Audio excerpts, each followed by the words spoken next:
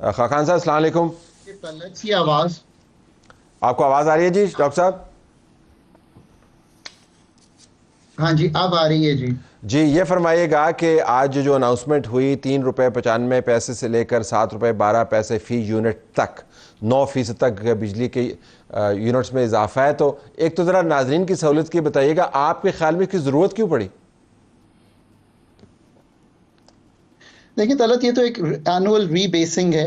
पाकिस्तान की annual rebasing due थी, वो जून में एक नेपरा का नया टैरिफ आता है, हम ये पास कर देते हैं। इसके अलावा दो और टैरिफ इंक्रीजेज हैं जो हमारी क्वार्टरली पास होती है, और एक हमारा एफपीए है। सो ये हमें करना पड़ती है। अगर आप इसको ठीक करना चाहते हैं तो जो कलीदी फैसले हैं एनर्जी सेक्टर के, वो अगर हम करेंगे, मतलब पाकिस्तान एक पिक्यूलियर केस है जहाँ पे 29,000 मेगावाट समर और 12,000 मेगावाट दिसंबर की डिमांड है। अगर आप इसको जाकर आज तक एड्रेस नहीं कर पाए तो ऐसा ही होगा। आपकी इस वक्त पर यूनिट कॉस्ट बढ़ी हुई इसलिए भी है क्योंकि आपके पास of course production capacity 40-45,000 megawatt की है। आपकी डिमांड विंटर में इतनी ड्रॉप कर जाती है, समर में बढ़ती भी है तो एवरेज 25-28,000 पे जाती है। सो पाकिस्तान आज तक कलीदी फैसले, और अब तो बहुत से कलीदी फैसले होने वाले हैं, कहाँ आपने गैस देनी है, कहाँ आपने जो इस वक्त 26% वो लोग हैं जिनको आप गैस दे रहे हैं, उनसे अगर शिफ्ट कर दें आप यही gas into efficient power plants. फिर अभी तक टैरिफ तलत आप ऐसा चला रहे हैं कि हम जब सप्लाई शॉर्टफॉल थी तो ये टैरिफ रखा करते थे, अब भी वही चला रहे हैं। स्टेट का रोल हम लिमिट नहीं कर पाए, बल्कि अब भी जो नए कोल पावर प्लांट्स लगे हैं मुल्क में, वो भी पंजाब ने और फेडरल ने मिलकर लगाया है।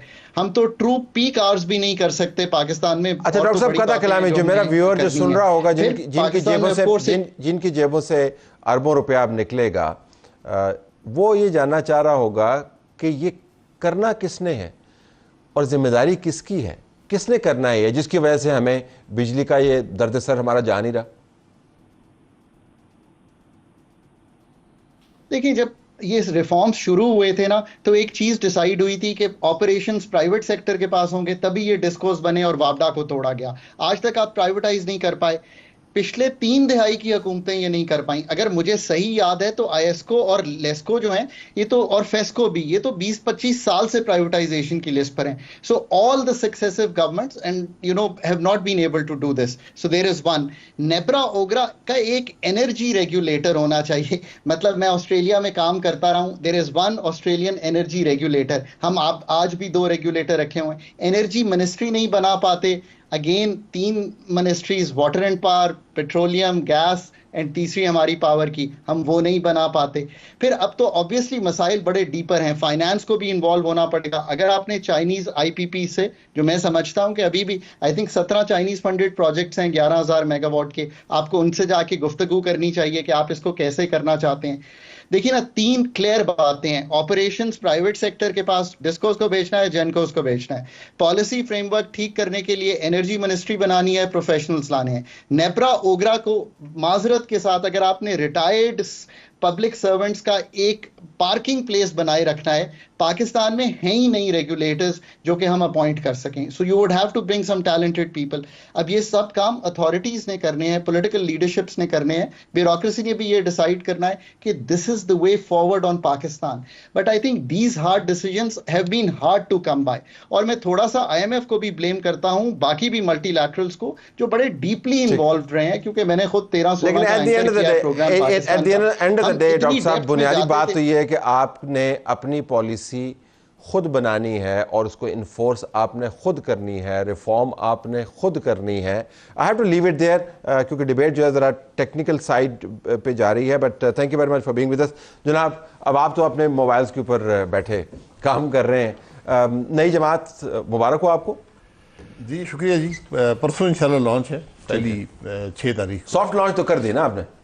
नहीं, वो तो कुछ एड्स रिलीज किए हैं। वो मिफ्ता साहब इज़ वेरी एक्टिव। आप अपने ट्विटर से एक्स से भिजवा रहे हैं हमें वीडियोस, और सवाल उसमें ज़्यादा हैं। ये जो आपने 8-10 लोग हैं उनके साथ, उनमें से 17 फाउंडिंग मेंबर्स हैं। ठीक है, अपने ऑर्गेनाइजिंग कमेटी बना दी, और भी बहुत से लोग हैं। इनमें से कितने, आपके अलावा कितनों ने इलेक्शन लड़ा हुआ है? शेख सलाउद्दीन साहब 2 मरतबा कराची से एमके वाले जो है जी, सरदार मेहताब अब्बासी साहब चीफ मिनिस्टर रह चुके हैं। वो तो नाराज ग्रुप हो गया। जहीम कादरी साहब हो गए, वो भी नाराज ग्रुप है।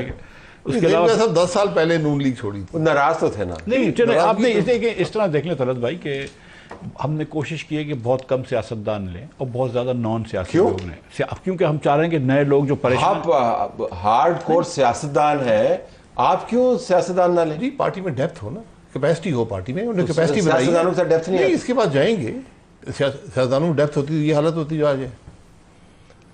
नहीं आप नहीं बताए ना, तो नए सियासतदान, तो ये तो मुशर्रफ फार्मूला है ना जी, कि नए लोग लाएं। सर मुशर्रफ साहब इलेक्शन नहीं लड़ने आए थे, नहीं वो टेक्नोक्रेट्स लाएंगे। उन्होंने जमात बनाई थी, ये वो जमातें नहीं है मुशर्रफ साहब वाली। लेकिन पॉलिटिक्स इवॉल्व करती है ना जी, आप एक लोगों को ला के तो हम इनको सियासत में ही लेकर आएंगे ना। मोइज जाफरी साहब हैं मिसाल के तौर पे, एक लॉयर हैं, आप जानते होंगे। जी जी बिल्कुल। अब मोइज जाफरी जैसा अगर लॉयर आपका साथ इलेक्शन में आता है, सियासत में आता है, तो कोई ना कोई पॉजिटिव कंट्रीब्यूट करेगा। 200 से ज्यादा वोट नहीं मिलेगा सर। वोट अल्लाह आ जाते हैं ना, सर, वोट जमात आप की तो मेरी सोच बात के सुने। आते हैं। एक तो ये कि आप वोट मिले या ना मिले उससे जीतने का जरूरी नहीं कि ताल्लुक हो, तो ये ना कहेंगे कौन जीता है, मतलब वो कई लोग कहते हैं ना तुम अपनी सीट अच्छा, तो आप इस पे तकिया किए हुए हम ये बात कह रहे हैं कि अब हमको ये कोई ताना नहीं दे सकता कि तुम अपनी सीट नहीं जीत सकते हो। नहीं, सीधी में वोट है, मैं सीरियस बात कर रहा हूँ। लेकिन आप हमेशा सर, ये अभी आप नहीं सर, देखिए मेरी बात सुने। आप जो आज आप मोइज जाफरी के बारे में कहते हैं, वो आप 20 साल पहले। मेरा बड़ा अच्छा दोस्त है, मैं उसकी राइटिंग का बद्दा हूं, और अगर कोई तो सर क्यों आप पाकिस्तानी अवाम को क्यों अंडर एस्टिमेट कर रहे हैं? जो आप आज कह रहे हैं, मेरी बात सुने, तो आरिफ अलवी के बारे में आप 20 साल पहले वो कह सकते थे। आई हैव टू, तो आरिफ अलवी के बारे में आज भी यही कहता हूं कि आरिफ अलवी, इमरान खान के अलावा आरिफ अलवी वोट नहीं ले सकता। तो एक सोच, हम अवाम के पास सोच लेकर जाएंगे। हमारे साथ इमरान खान सोच नहीं, फर्ज है। हमारे साथ इलेक्टेबल्स भी आएंगे। एक सोच थी ना, फर्ज तो अब बन गया। ठीक, एक इलेक्टेबल्स भी आएंगे, लेकिन हर इलेक्टेबल नहीं आएगा। That's fair, that's fair। हम वो लोग इंटीग्रिटी रखते हैं, क्रेडिबिलिटी रखते हैं, कॉम्पिटेंस रखते हैं। आज वो मुल्क की जरूरत है। ठीक है। सो ये आप माजी दागदार ना हो, माजी दागदार ना हो, वो किसका नहीं होगा? जो भी हमारे साथ आए। देखो मसलन क्या, जो हाइब्रिड मॉडल है ना आपका, आप मसलन मुझे इस वक्त नाम बताएं, अब प्रेजेंट कंपनी एक्सक्लूडेड, जो सियासतदान हो, हम टेक्नोक्रेट्स की बात नहीं कर रहे हैं, और माजी दागदार हो। माजी से मुराद ये है कि उन मामलात का हिस्सा ना रहा हो जिसकी वजह से हम आज नई पार्टी बनाने पर हमें काम करना पड़ा। बताइए, नाम बताइए। मुश्किल हो गया। लेकिन सच्ची बात यह है कि अभी भी ऐसे लोग हर पार्टी के अंदर हैं जो कि करप्ट नहीं है। मिसाल के तौर पर एहसन इकबाल मुस्लिम लीग से ले लीजिए, बिल्कुल करप्ट नहीं। आपके पास आएंगे क्या वो?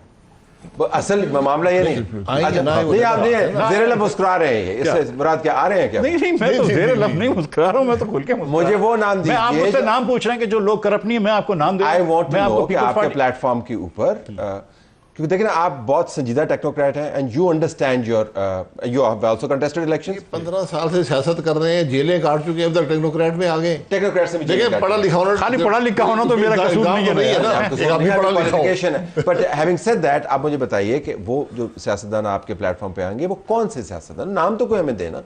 हम जाएंगे, दावत देंगे ना। जो लोग अभी हैं वो तो हमने अभी तक किसी को दावत नहीं दी। ठीक, हम पार्टी बनाकर लोगों के पास जाएंगे, अपना मुद्दा रखेंगे, इंशाल्लाह लोग आएंगे।